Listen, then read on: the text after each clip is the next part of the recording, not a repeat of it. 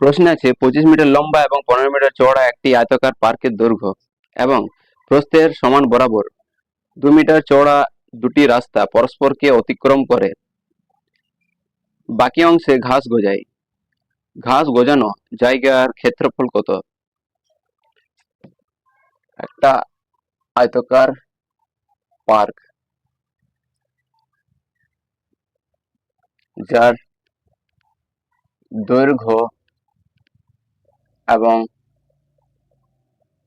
প্রস্থ বলা হয়েছে 15 এবং 25 মিটার, এবং বলা হয়েছে দৈর্ঘ্য এবং প্রস্থ বরাবর দুটি রাস্তা দৈর্ঘ্য এবং প্রস্থ বরাবর দুটি রাস্তা পরস্পরকে অতিক্রম করছে এবং রাস্তার মাপ হচ্ছে 2 মিটার।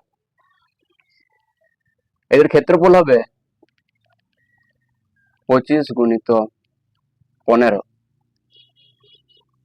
5, 7 এবং 3, 375।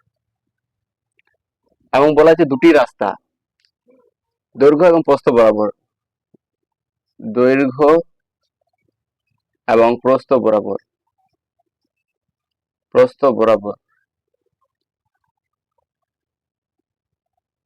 25 গুণিত 2, 15 গুণিত 2, 25 দুগুণে 50 এবং 15 দুগুণে 30।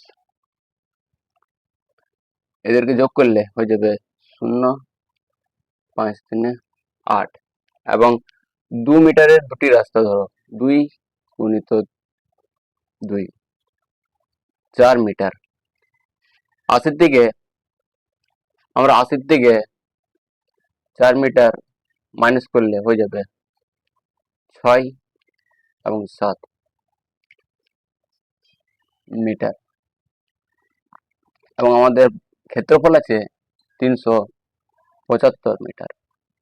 এটার থেকে 76 বাদ দিলে হয়ে যাবে 9, 9 2, 299 বর্গ metre. Option B right answer.